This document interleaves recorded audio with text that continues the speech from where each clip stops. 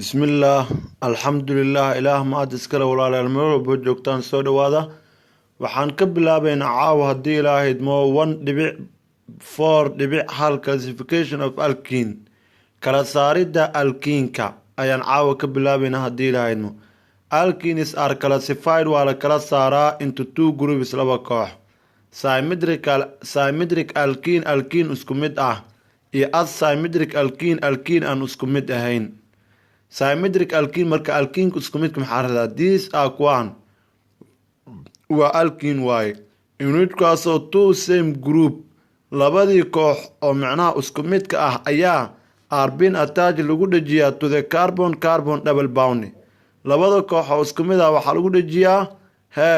laba koox oo isku mid ah waxaa ay ku dhagan tahay to the carbon double bond ay ku dhagan tahay. Mar kale ku celiyo these are kuwan waa alkenes waaye unitkaasoo two same groups kooxa isku mid ah ayaa arbin attach waxaa lagu dhajiyaa to the carbon double bond. Carbonka labada carbon ee double carbon waxaa labada carbon ee double bond isku haysta ay ku dhagan yihiin. Had tusaale haddii aan soo qaadano walaal fiiri meeshaan warkaas maxaa loo jeedaa carbonka double bond uu ku dhagan yahay waa kana fiiri waa kana labadan carbon iyaga labadan carbon gooni u qaado labadan carbon markaan fiirino halahaan hal xambo iga dhig halahaas maxaan ka dhiganaynaa hal xambo haye maxaa ku dhaga marka inta kow ma tahay maxaa kaloo inta ku dhaga fiir marka intaana fiiri waaye waxaa ujeedaa marka aad arki kartaan in ay ku dhageen laba qaybood oo kala duwan. Tanna fiiri marka midaana fiiri marka midaan qayba ku dhigto midaan qayba ku dhigto midaan fiir marka carbonka double bond labada carbon double bond isku hays iyo calaamadee waa intaan waa u jeedaan waa intaas aan qalinka geli waa labadaas carbon maxay isku haystaan double bond id maxaa u dhaga fiiri CH3 intan CH3 same group ka labada carbon double bond isku haysta markay dhinacyada ka kala maraan laba shay oo isku mid ah same group maxaa loo jeedaa macaan jilci same group waxaa loo jeedaa number of carbon and number of hydrogen isku mid ah hadday labada dhinac ka kala maraan waxaa loo yaqaanaa symmetric ayaa loo yaqaanaa. yaana fiirini hal carbon labada carbon double bond isku haysta labadan carbon kan double bond waa kan double bond waa labadaas carbon double bond isku haysta dhinacyada ka mari same group ko ah CH3 haye waa kan asymmetric waa kana midkan had aan calaamadeynayo hadda maxaa ka maray waa kan fiiri asymmetric goorma laha asymmetric waxaa laha labada carbon double bond isku haysta marka dhinacyada ay ka maraan different groups laba koox oo kala duwan. maxaad ula jeedaa macaan different groups waxaan ula jeedaa labada carbonadii hydrogenada number of carbon in number of hydrogenada ayaa kala duwan. maxaa kala duwan maxaa loo jeedaa way kala badnaan karaan ama way kala yaraan karaan. hadda fiiri number of carbon labadan carbon double bond labada isku haysato number of carbon inta maxaa yaal hala iyo saddex hydrogen inta maxaa yaal laba carbon iyo shan hydrogen ma kala duwan ma yaha haddii marka labada carbon double bond isku haysta dhinacyada ka kala maraan laba shay oo ku kala duwan amaba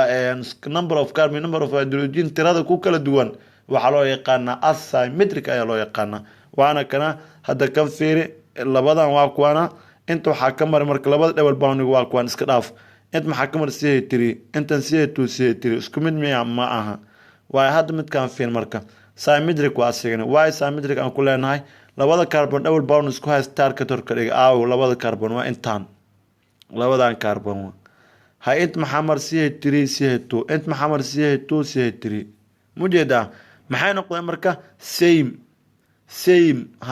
laba carbon shan hydrogen laba carbon shan hydrogen waa si fiican marka u tirso ilaan labadan carbon double bond isku haysta ayaa inta ay ka kala mareen waaye asymmetric alkene aan ka socono marka qaybtaas asymmetric alkene waa jilcinay asana waa si jilcinaynaa waa these are kuwan waa alkenes weeyaan in whichkaasoo two different groups laba koox oo kala duwan ayaa two different groups kuwii hore maxaa ahayn same groups ahayn ayaa arbin attach waxaa lagu dhajinayaa to the carbon double bond labada carbon ee double bond isku haysata ayay ku kala dhigan yaa ku kala dhigan different oo ah different groups kooxa kala duwan oo ah saajinyo kala duwan haye waa ka hadda fiir walaal meesha maxaa yaala labadan carbon labadii isku haysato waa kan hore noo idigu calaamaday inta maxaa taala CH2 CH3 isku mid ma waa tan idin tusi tan oo kale hadda fiir inta calaamadayni marka hore labada carbon double bond isku haysataa waa kan iyo kan waay noo calaamaday intaan خلاص علامة انت محاك جرها انت وحاك جرتا هام ايثايل انت ايثايل كمرت انت الميقا كمرت فيري كو لابو سدحا كمرت بروبايل وانتنا بروبايل ايثايل اسكمين ما فير نمبر اوف كاربون كوات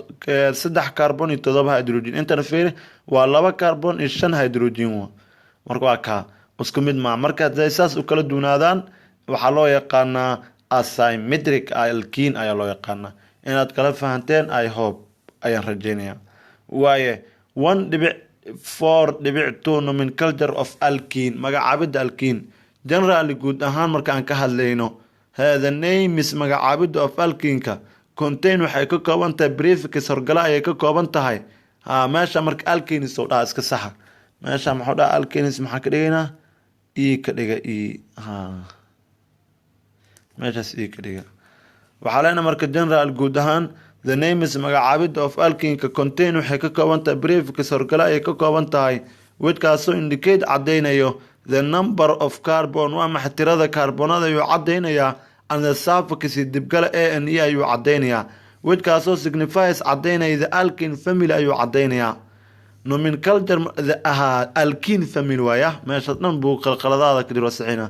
general guud ahaan marka aan ku soo celin anagoo qaladaad saxiina general guud ahaan the name is magacaabid of alkeneka contain waxay ka kooban tahay prefix horgale widkaasoo contain cadeyn horgalaas muxuu cadeynayaa number of carbon kee macan meth ana mis kama bilowda siga and eth prob bute markaas midka ku haboon maxaa midka markaas aad joogto maxaa ula jeedaa midka markaas aad haysato afar haysata waa ka iyada qaad biyut aleeda waa ka ana suffix dibgala and meesha u dhahay waxaan ka dhignaa ana suffix dibgala and meeshan iska sax ana suffix waa maxay dibgala and which kaasoo signifies cadeynaya alkene family muxuu cadeynayaa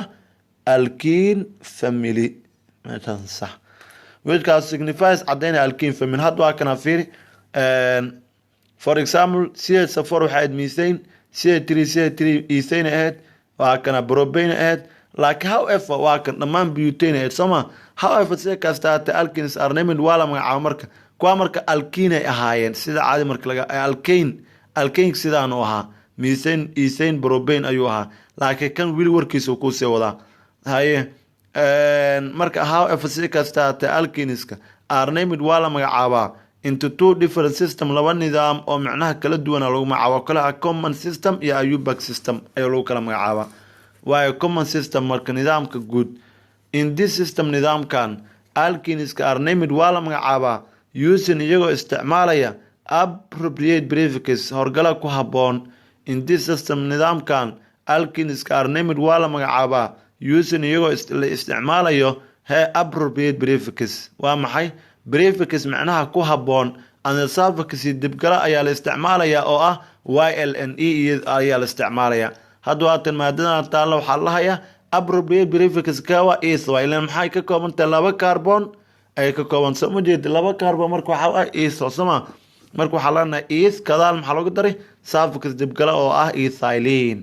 the position of the double bond is indicate waa la cadeynaya by Greek letter waxay ku cadeey jireen marka dadkii hore oo common name ka isticmaali jiray waxay ku cadeey jireen Greek letters oo alpha beta iyo gamma ay ku cadeey jireen ee saddex xilmada for example tusaale hadii aan soo qaadano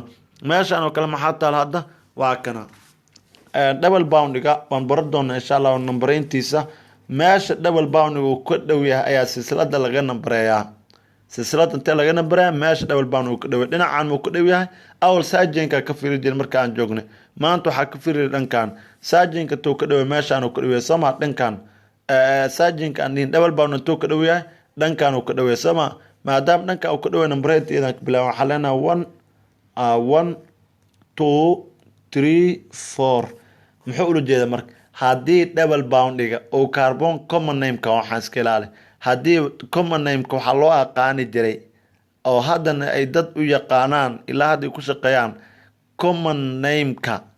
markii la joogo haddii double boundiga uu ka bilowdo kaarboonka koowaad alfa loo yaqaanaa haddii double boundiga uu ku dhago kaarboonka labaad uu ku dhago waxay loo yaqaanaa beta haddii double bound uu ku dhago kaarboonka saddexaad maxaa loo yaqaanaa gamma waa ka hadda fiiri double bound intuu ku dhagay kaarboon koowaad uu ku dhago sooma koowaad iyo labaad sheeray ku yihiin laakiin yaa yar koowaad iyo labaad yaa yar koowaad yar midka yar la qaadanaa marka maxaa leenahay marka alpha butylene alpha oo ah kaarboonka koowaad positionka ay tilmaamay butyn waa 4 waa maadada structure intay ka kooban tahay midaan kala fiir hadda CH3 double bound intuu ku dhagay sidoo kale meesha iidan aad aan fiirina meesha waxaa taala CH2 CH2 CH3 ayaa taala qaabkee loo magacaabo iidana waxaan sameynaynaa marka meeshaan qalad oo buuku ka qoray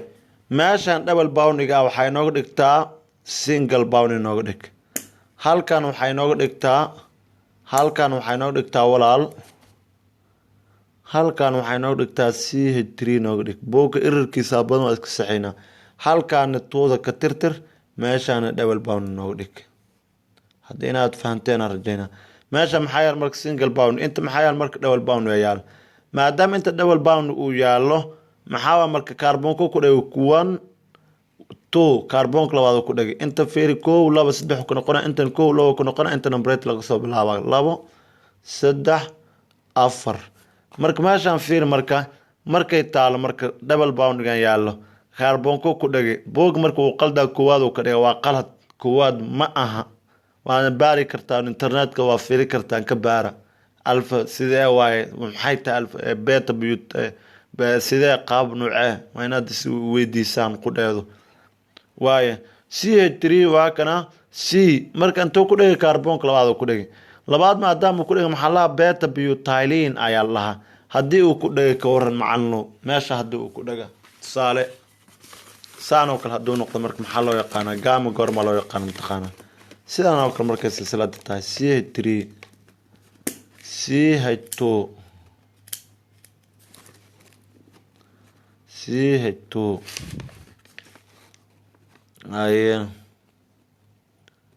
CH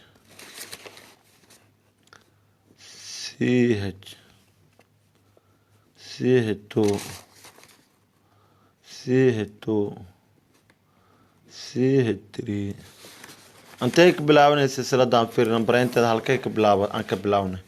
numbereynteeda waxay ka bilaabanay dhanka hadeen ka soo bilaabo 1 2 3 4 dhankan fiir 1 2 3 4 waaye marka antaan ka siinayna waaye kaadi wili waa si ku sii daraa ama dib aan bilaaba kaadi waxar ama intaan ka sameeyna kaadi CH3 ila isla sinaata ma doonayn macnaha CH3 CH2 waa dhinacan inay ka dhawaato raba meeshaan fiir marka double bound intuu ka dhawo 1 2 3 4 waa inta 4 ku noqona intan 1 2 3 4 wili waa nagu dhigantaa miya kaadi double bound inuu isla mid noqon rabo labada position marka laga soo tiriyo waaye inta waxa ay taal marka soo kale aan leenahay CH3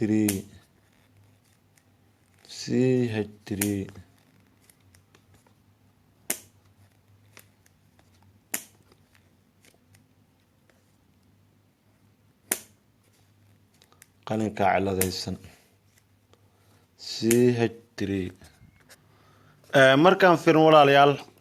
xoogaa qalinka naga ciladeysnaaye markaan fiirino walaal halkaan silsilada markaan fiirino kaarboonka kan markaan fiirin silsiladan kaarboonka marka fiir dhanka ka soo tiri 1 dhanka marka ka soo tiri waxay noqonaysaa 1 2 3 4 5 6 ku dhagay intan halkoo ku dhagay fiiri 1 2 3 ku dhagay maadaama 3 intuu ku dhagay numbereynta ta kasoo bilaabayna dhankan 1 2y dhankaanu double bound ayuu ka dhaweeyaa 3 4 5 6 7 8 9 saasoo nooma taalno maadaama double bounding meeshaas uu ku dhagay qaabkeen u magacaabi karnaa maxaan samey karnaa magacaabis naga daaya laakiin waxaan rabnaa magacaabis common name ah waxaa lahayaa maanta gamma meeqa ay ka kooban tahay sooma ha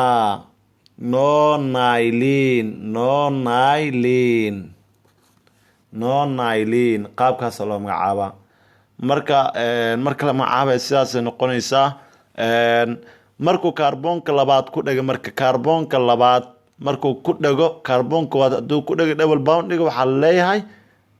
alpha kaarboonka labaad hadduu ku dhago beta kaarboonka saddexaad hadduu ku dhagan waxaa loo yaqaanaa kaarboonka saddexaad hadduu ku dhagan waxaa loo yaqaanaa sida caadiga ah gamma ayaa loo yaqaanaa waayo inaad fahanteen ayaan rajaynayaa UBAC system cashirkeena labaadan ka dhiganaynaa cashirkeena 23 ka dhiganaynaa hadda halkaas ay noo joogto aada u mahadsantihiin cashirkeena 23 ayaan ka dhigan doonaa insha Allah aada u mahadsantihiin